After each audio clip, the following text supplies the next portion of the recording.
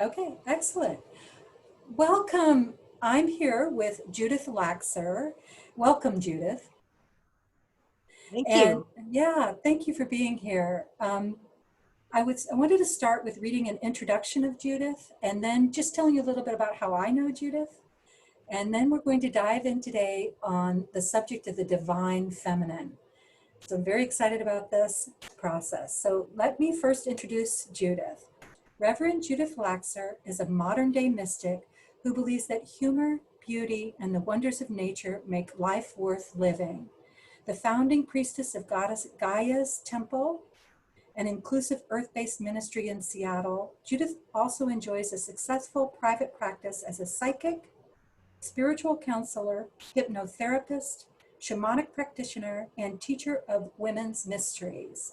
A keynote speaker and author of Along the Wheel of Time, Sacred Stories for Nature Lovers, Ravenswood Publishing, Judith has presented classes and workshops on the reemergence of the divine feminine since 1993 at conferences internationally. She dedicates her work to restoring the balance between feminine and masculine energy in our culture. Welcome, Judith. Thank you so much for being here. Thank you for inviting me to come speak about my favorite subject. I know. I told Judith that she's unleashed today, Oh, so yeah. everybody should know that. No, but I just quickly, before I'm going to have Judith define, I'm going to have you define divine feminine for everyone. But before, I just want to tell everyone how I met you. I think it was 1995. Mhm. And I went to a Women of Wisdom's conference in Seattle near the Space Needle. And Judith was one of the readers, the psychic readers, sitting at a table of like 20 or 30, a row of tables of 20 or 30 people. And I write about this in my novel, Water, but she had a glow. You had a glow about you. And that was it's the first time I'd ever really paid to see a psychic or anything like that. Um, and I just moved to Seattle and I went to you and that's how we met. And I think, well, 1995, what is that? 25 years Oh, ago? yeah. Amazing. We Holy were crow. young whippersnappers then. We were mere children. That was fantastic.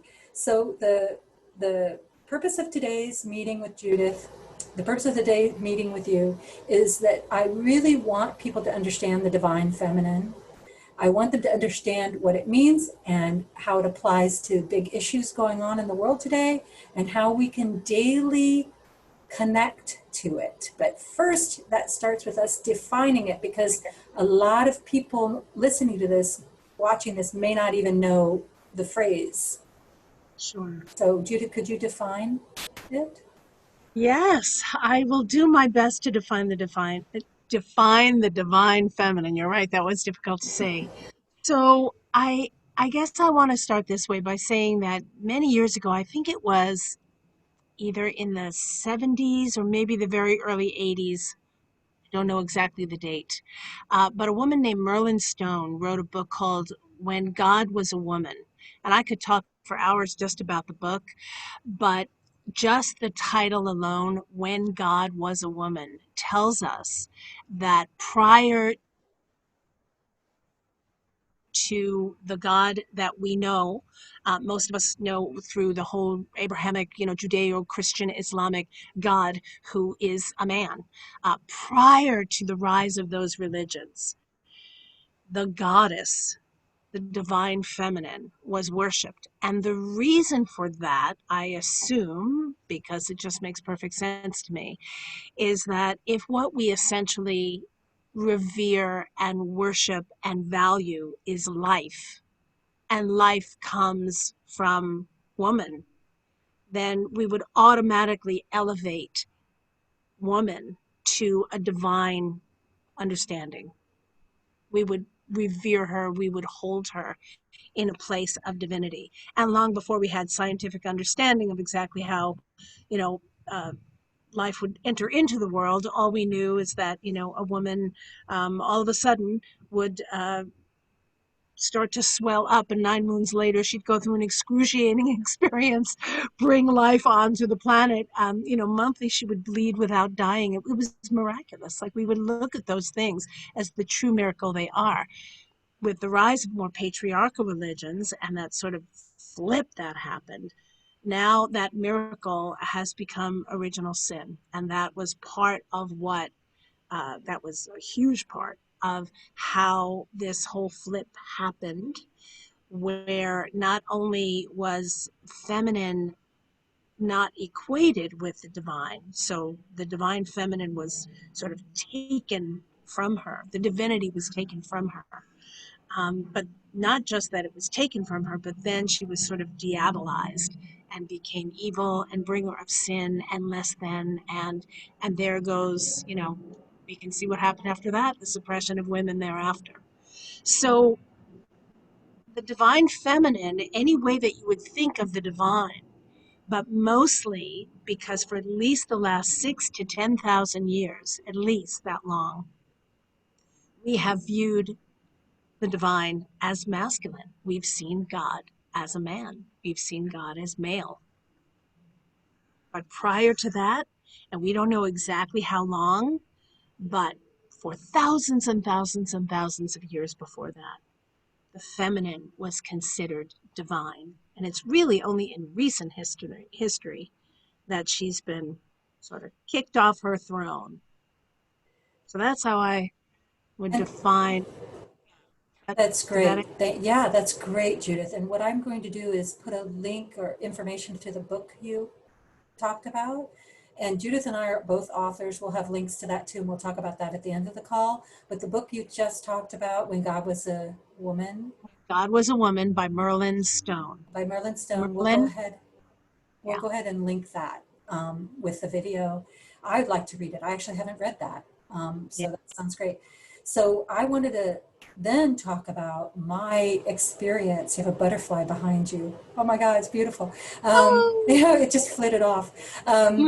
Um, I wanted to talk about my experience. So the purpose of this interview is to help people understand.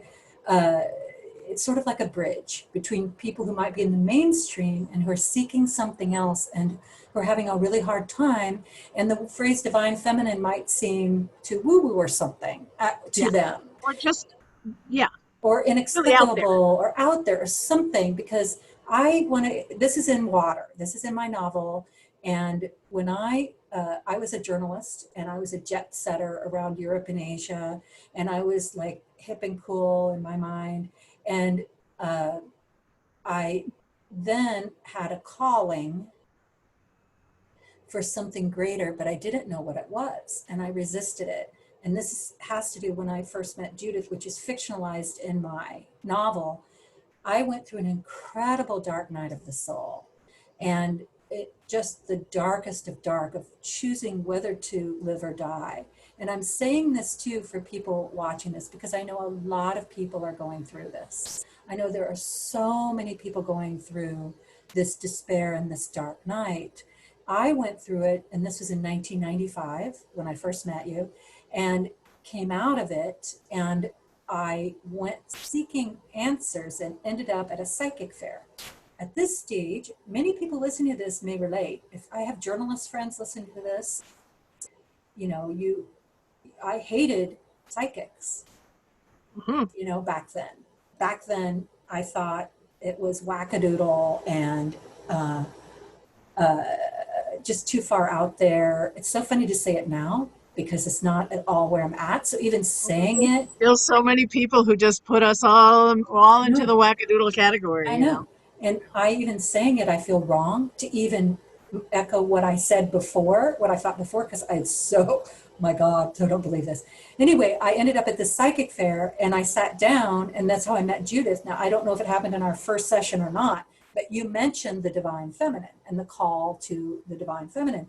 And I was sitting there going, in my mind, going, rolling my eyes, going, oh, I just wanted to feel better. I just wanted to feel better. And that's one of the things I want to say as part of this conversation we're having, is that whatever phrase you want to use, it's the entering, leaving the not just being left linear brain in the Right. world, which is what I had done as a journalist. And they threw a lot of money at me. So giving it up, I had to give up money. Well, I didn't have to. I had no choice really because I was so despairing. Um, oh my God, many, many, many thousands of dollars are throwing at me. People would hire me and promote me, blah, blah, blah. The call I had was to get into the right side of the brain, into the creative side, into the connection and into the earth. I'd been in Tokyo and London. I had been in tall concrete steel and glass cities. And I was being called to go into nature, but I didn't know this at the time. So I'm saying this for anyone listening to this. If you feel this immense despair over what's going on and you're feeling this call, start looking at things related to the divine feminine. And we're going to talk about some things practically that you can do later on in this call to connect with the divine feminine. Because I tell you, people want to be part of the solution, and this is the way to be part of the solution. You're asking how to be part of the solution. This is the way. Find the balance in yourself. Find the divine feminine, the intuitive, creative side of yourself. And my path is in water, and it lasted 3 years to even get to the beginning of understanding what it was, but so worth it, no matter how hard it is. It's harder living in that world. Sorry, that is one other point I wanted to make.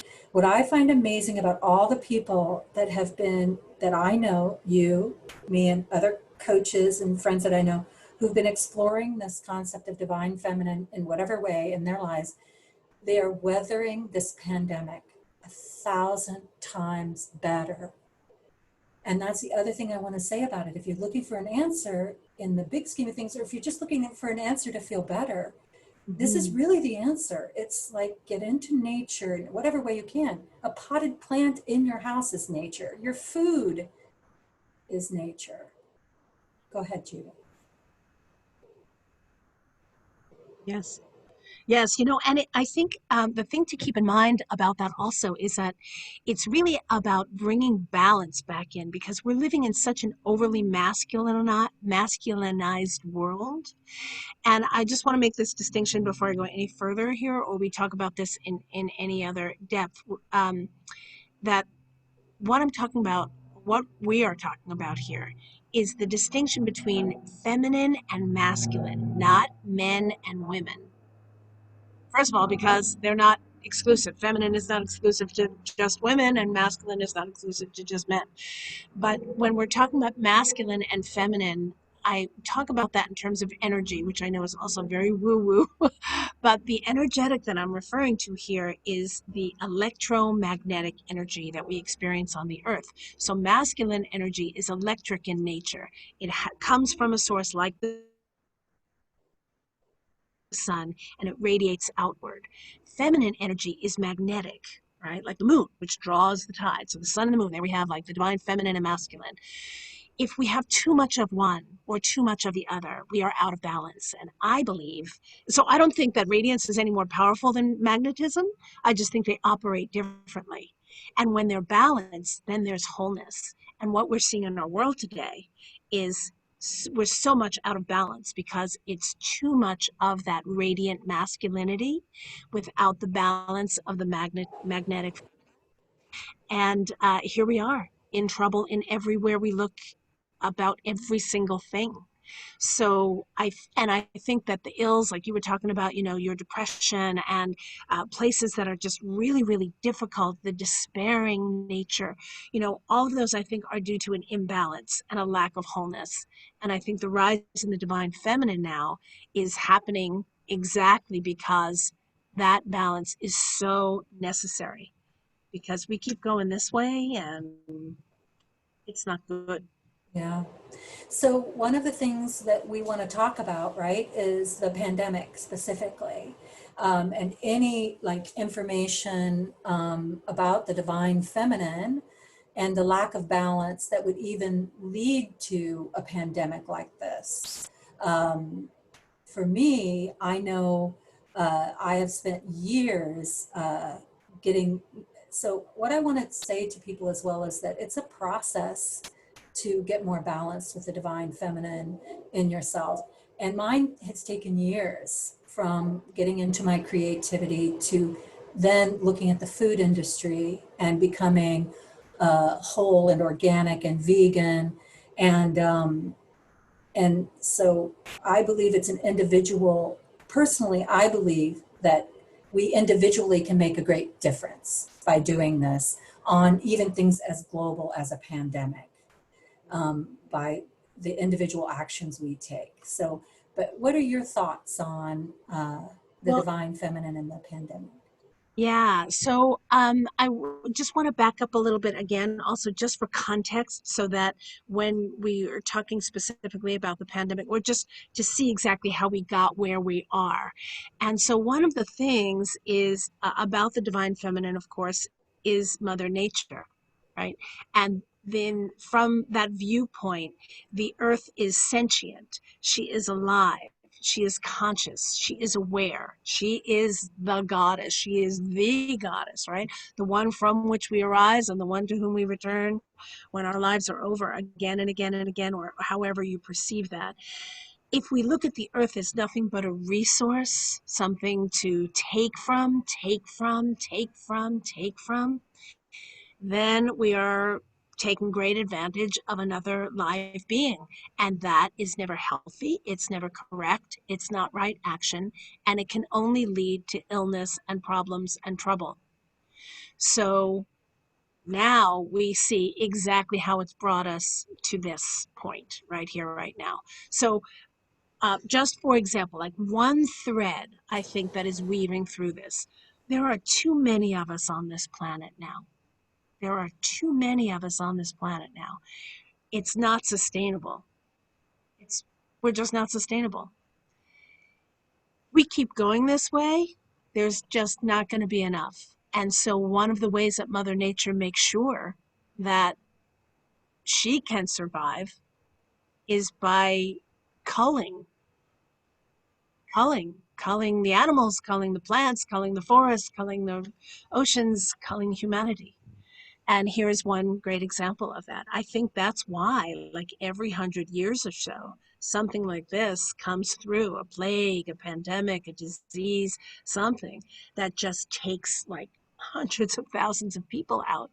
So now, from my sensibility, I can look back at this and I could say, if you do not revere the feminine and you do not honor women, if what you do is suppress women and seek to control women and their bodies and their mysteries, and you remove their rights and their choice about how they're going to live, how and whether they're going to procreate, if you are going to believe that the best way is to multiply and have dominion over the earth when the earth is finite,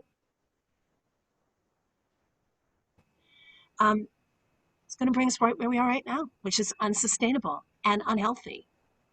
So Okay, well, that's that great. that's like a direct relation. I think that's in direct Yeah, relation it to how is. we find ourselves in this pandemic right now. And Yes. there are people who say, oh, Mother Earth is angry at us. That's what, she's angry at us. That's why these hurricanes are happening and these tornadoes and tsunamis and earthquakes and fires are happening. This is her rage. Well, we could personify it that way and say she's a little angry. Goodness knows she's got reason to be. She's been poisoned and raped and taken for granted for a long since the Industrial Revolution, for sure. So she's got reason to be angry. But even more than that, I think more to the point is that what's happening on the earth is in response to what is being done to her. If you, like you were just mentioning, food, if you're going to be eating food that is laced with chemicals, you're going to get sick. Are you going to say your body's mad at you and that's why you don't feel well and you're getting illnesses? Or are you going to say, oh no, this is the cause of something that's been unhealthy and unnatural? Yeah, So it's really quite simple and straightforward. I mean, it's actually really it quite is simple. cause Um, and effect. yeah, and I write about this in my novels. I'm a huge, like, I cannot imagine putting a price tag on a tree, for example. And I live on 80 acres right now. I rent it, and the landlord logged it a few years ago. And I sobbed and sobbed. I was so in love with the forest.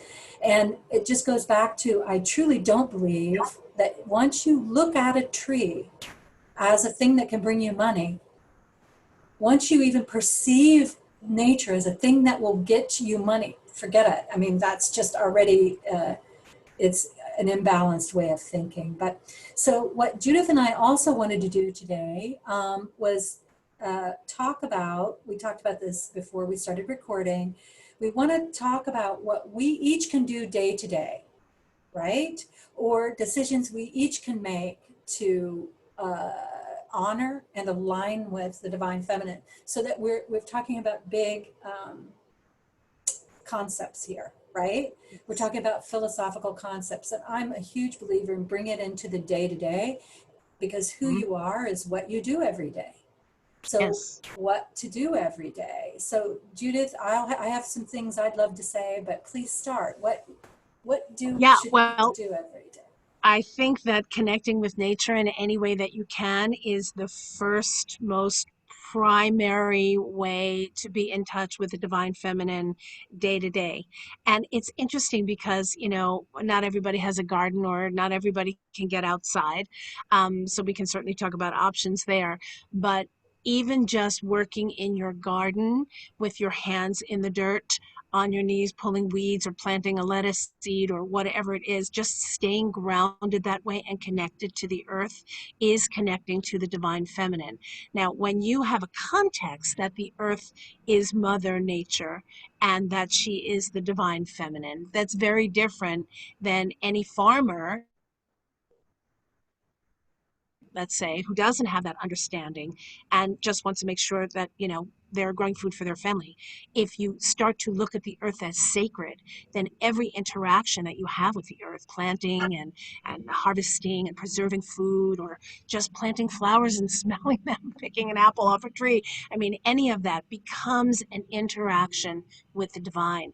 And so that sacredness of life permeates throughout your entire life. And after a while, there's nothing separate from it. We're not separate from nature. We're not separate from nature. So, Yeah, that's great. Yeah, that's great. And I remember when I went to see you years ago and I didn't have a garden, you were like, put your hand into the dirt of your house plant. Put your exactly. hands into the dirt of your house plant. And even it truly, it's a slow process though. I want to say to people, I found you put your hands in the dirt and you're like, okay, I want a miracle right now. Where's my miracle? I still feel crappy, right? That was Yeah, me. no. And it's a process. You start to shift your consciousness about what you're around. So I wanted to give an example with food. For me, my relationship with food has been all towards uh, the sacred and Yes. understanding it as sacred. So I butchered animals when I was young, and I actually had a lot of trouble with them. I didn't have a choice. I was on a subsistence farm, and I had a lot of emotional trouble with that as I grew older, which led me to look at not eating animals. So I went from vegetarian, then I went to vegan. Okay, so this is all good. I was ill. I was physically ill with huge arm problems that went away as I started changing my diet. So the diet itself was toxic, got rid of the toxins. But then the biggest thing that's been happening lately is every single thing I eat, I think about who took care of this, who grew it, even if they're not conscious of the sacredness of it, doesn't matter. Who grew it, who picked it, who transported it, and who placed it on the shelves if I got it at the grocery store. And not just that, then, of course, what earth grew it and what sun and rain. And I do Where this was it? huge gratitude. And that's been a new thing. I did a vague gratitude before with food. Now I'm doing every single thing. My tea, when I make my tea, where did the tea bag come from? It's organic, okay. But nonetheless, something can be organic and people are still taken advantage of to harvest it.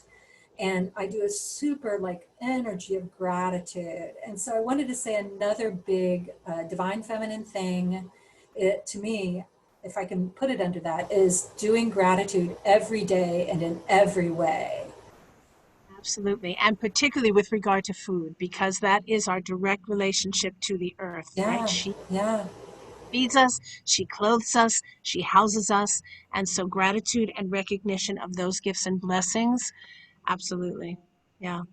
So another thing that I think is also very much in line with the divine feminine is to one way or another tune in and engage with your intuition daily. Learn to trust your intuition.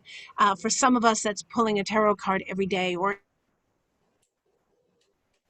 any sort of oracle card, or throwing the I Ching, or working with a pendulum, or any of those sort of oracular arts, because the masculine is logical, linear, and forward moving.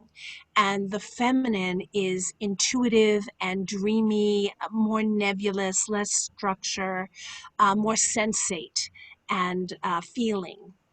And in this culture that's overly masculinized, we look at intuition as, silly, frivolous, not really having enough import, like it doesn't mean anything. And we only value, that which we can measure and prove and make money, right? But when we engage with things, our sensual nature, our intuitive nature. We trust that, we practice that, we engage in that in an ongoing way. We have a completely different experience of living. And it's not to the exclusion of the logical linear. Again, it's to balance it for wholeness. yeah. That's what I think the divine feminine is ultimately about. I've talked with a lot of people about this. I founded a ministry on the divine feminine. We're going to be 20 years old in September. So I've been highly and deeply engaged with this for a very long time. And there is a huge misconception that with the rise of the feminine, that it will do what the masculine did, which is squelch the other side of it. And that is not what it's about at all. That is not what I believe the feminine is after or desire, which is to be at the top and the high, it's not hierarchical, right? It's egalitarian and it's about wholeness. So anything that we can do that we engage in and practice that we would consider the feminine, the intuitive, the sensate, the Empathy. creative, Yeah. And so the that's what creative brings about. was what I wrote down because as an Yeah. artist, and we're both writers, and we're going to talk about that at the end. We're going to talk about our books a bit at the end.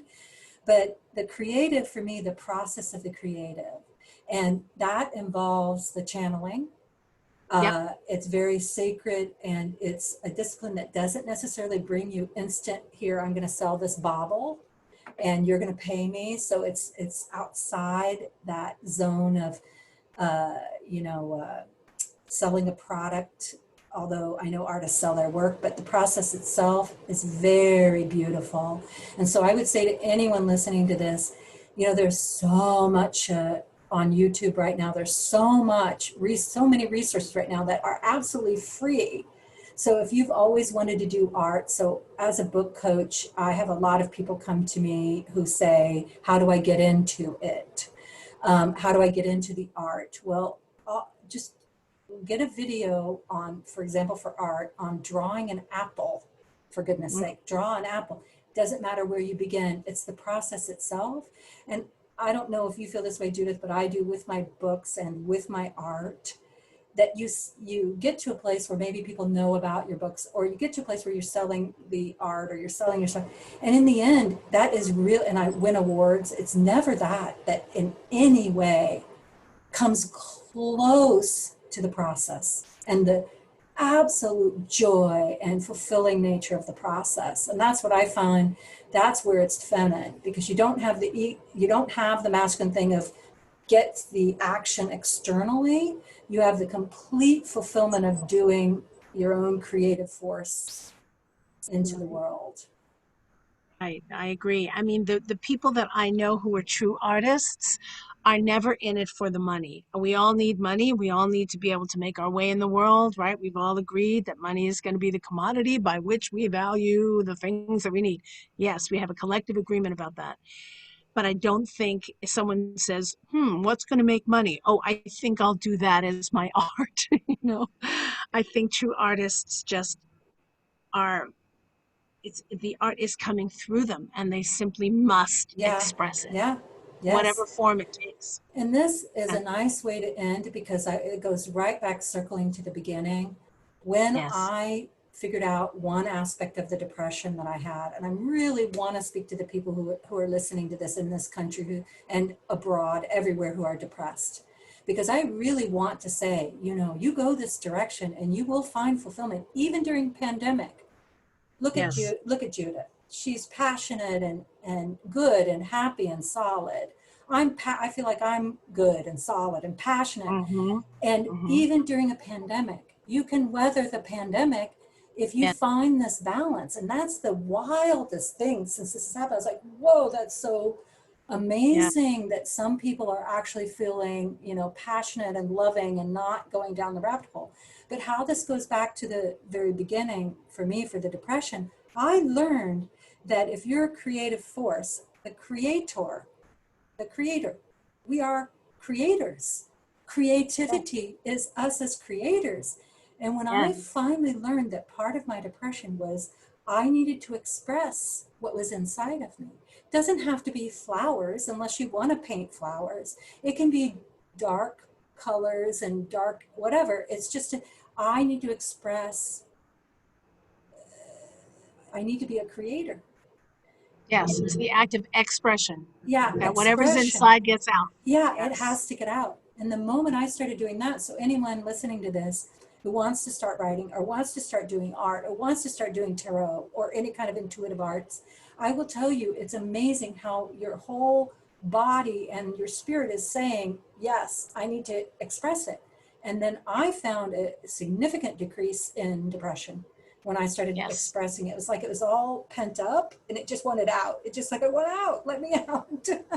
Exactly. And that doesn't mean that everything is like happy-go-lucky and, I mean, these are dire times and I have my fair share of despair also, but I have something to do with it. I have a place for it to go. Like you said, it's not stuck. So Yeah, it's not yeah, down and yeah.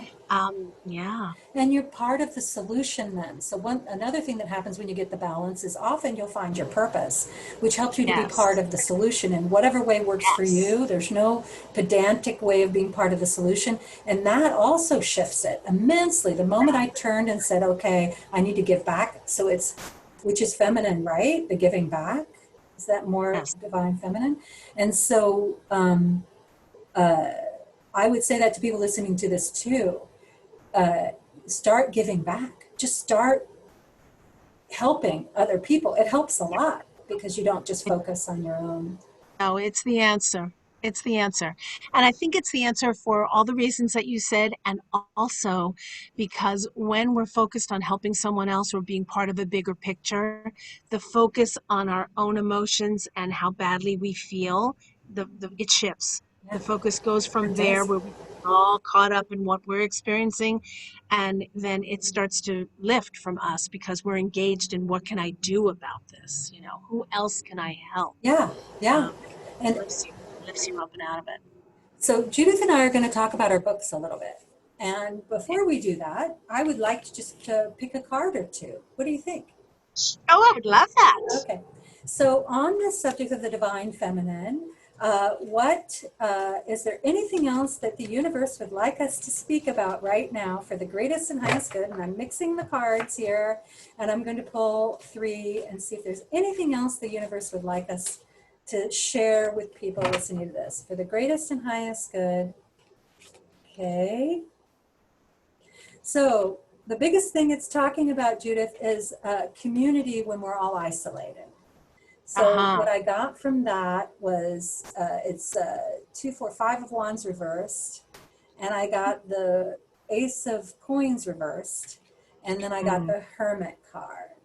Uh-huh. So what I got from it is how easy it is when we're alone to Yes. become voiceless and isolated.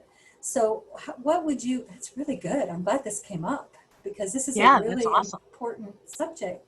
It is. What do you think about the how to handle this community right now? Well, anybody who is listening to this or watching this right now is doing so on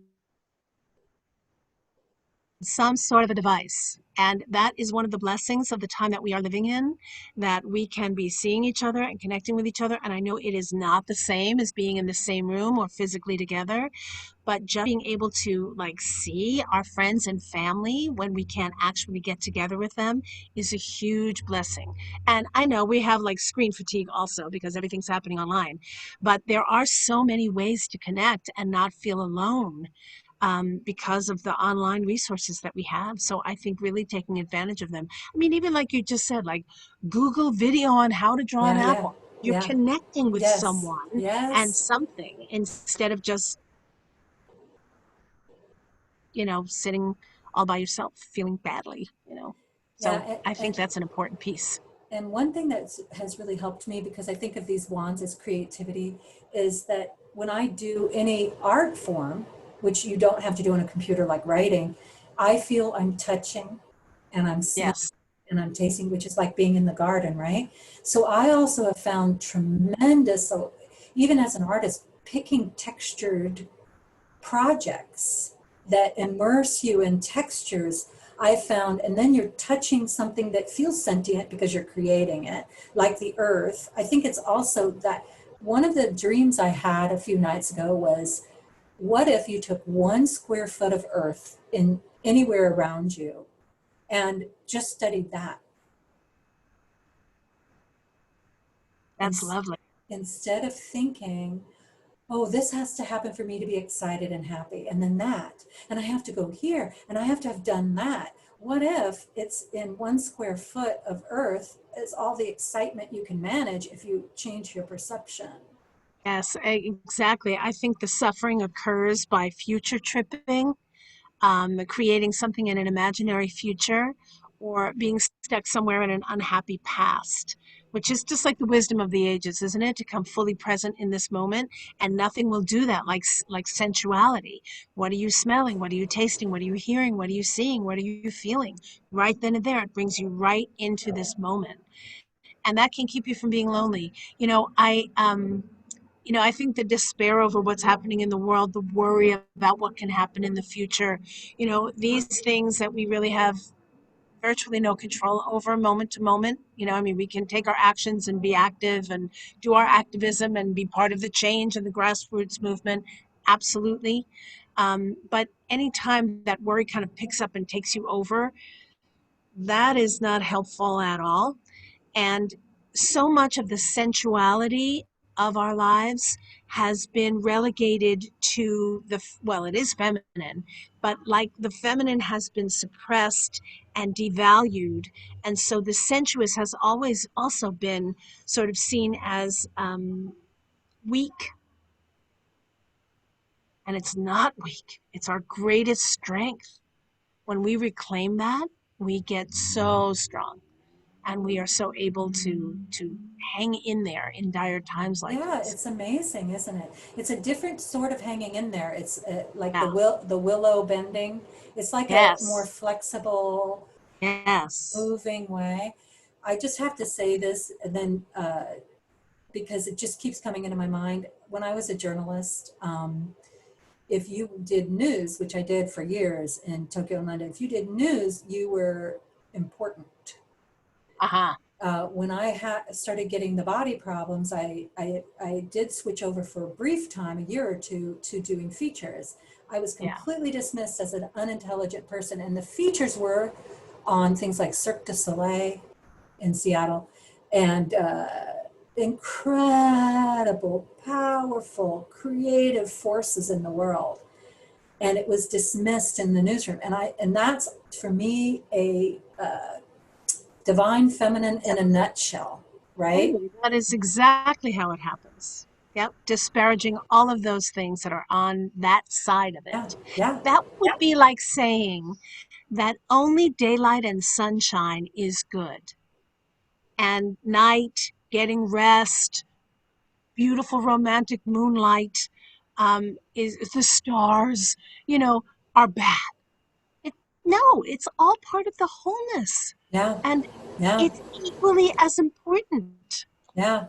The reason I And don't it's the same talk a lot about the masculine, Judith, is that we all have it so much. Like even us working on the computer and getting stuff done for the yeah, day, we all have it so much. Like I use masculine stuff all day. Don't get me wrong. I yeah, use masculine stuff all day. So right. I'm not in any way dissing it because No, I have to take action. I run a business, blah, blah, blah. So we love, no we live in the dissing. world, It's exactly. just we all just know it so intrinsically that that this whole feminine thing, we have to just keep talking about it, bringing it up to consciousness, sharing it. Yeah, So that's how we're going to bring this back into yeah. balance. Well, Judith, thank you. So now, what I'd love for you to tell people is about the book you've already had published and a little bit about that. And then the new book you're working on, or you finished, and go Yes, ahead. yes. Go ahead. Well, my first book, God, I love to say that, my first book, is called Along the Wheel of Time, Sacred Stories for Nature Lovers. And there are 8 short stories that follow the pagan wheel of the year. And pagan is kind of the general term for earth-based nature worship. And so those are the solstices and the equinoxes, and then the days halfway in between each one of them. So there are 4 natural earth holy days in one solar year. And they arose out of an agricultural society, when we were really living very closely to the land, and the magic of what happens as we go from the seedling growing to fruition and, decay and fallow and back again. So it's a beautiful cycle of nature. And so I had seen there's so many different books on how to celebrate those particular celebrations, but I'd never seen anything with just stories about like ordinary people living magical lives that included those Sabbath celebrations. So I wrote this little collection of short stories. And, I wrote it, God, like close to 15, maybe even 17 years ago now. It took a long time to finally get it published. It sat there for about 7 years until it was published.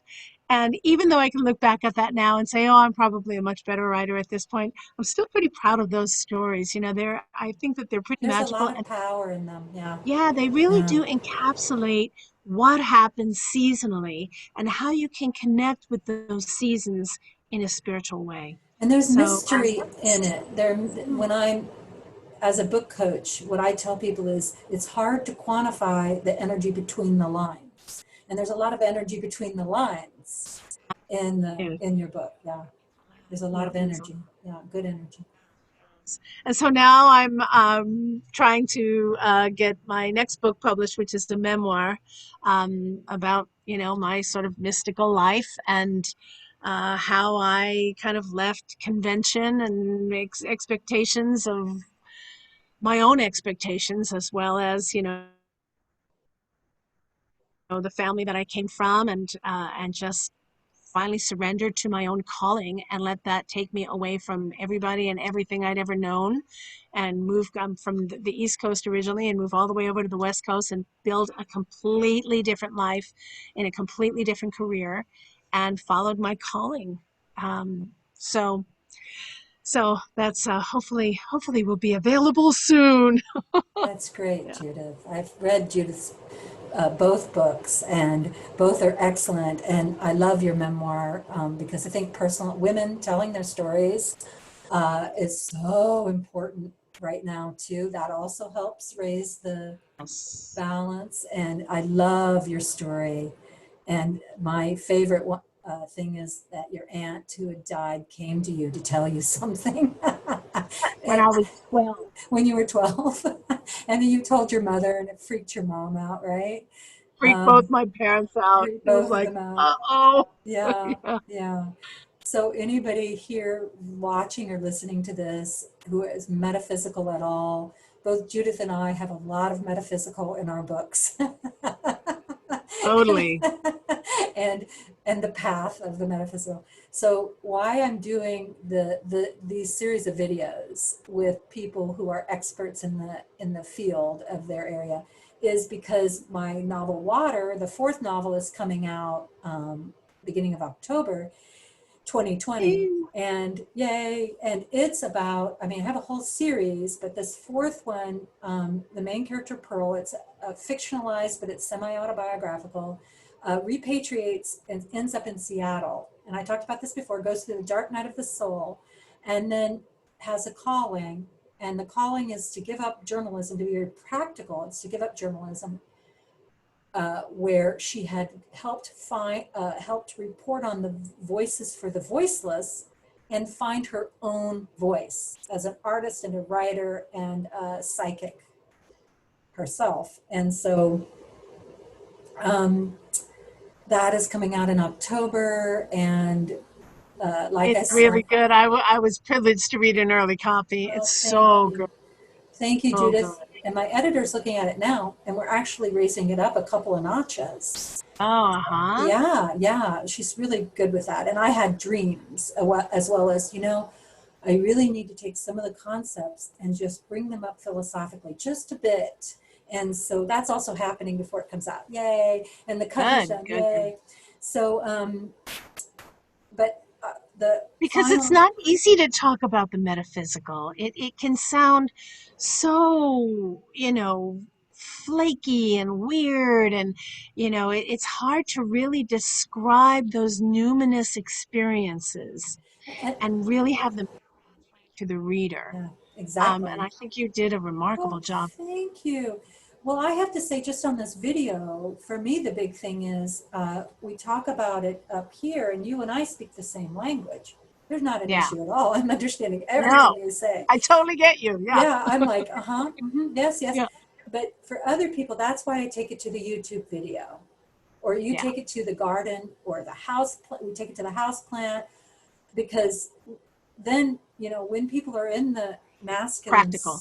yeah, the masculine too, right? It's so strong. We've trained our mind to not even understand the Right. philosophy or the metaphor. It's so trained. So I try to say, okay, do this and physically do that and do that. And then it starts to shift the inner kind of consciousness. But okay, so Judith, I want to thank you so much. Is there anything else that you would like to impart? We are so lucky to have this video of you speaking Oh, about this subject that is like so profound. I just wish people could truly understand how this is the answer. People are like, what can we do?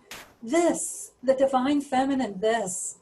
And I really believe that that is true, that that really is the answer. So I guess there'd be, if there's anything else that I want to say, is it might seem like a shameless plug, but I am the founding priestess of a ministry for the goddess, and we are having virtual services now. So if anybody is interested to understand a little bit more, you can go to the Gaia's Temple YouTube channel. The next service is going to be on August 9th. And there's also some archives for the last, we just started that this year. So it's only a few of them are up there, I think, since April, perhaps, or May. The May service was on Mother's Day. So I was all about the divine feminine there. And anyway, so anybody who might be interested in learning a little bit more about how that translates as a spiritual path, different concepts and ideas, that would be a good way to check it out a little bit more. both Judith and I give readings.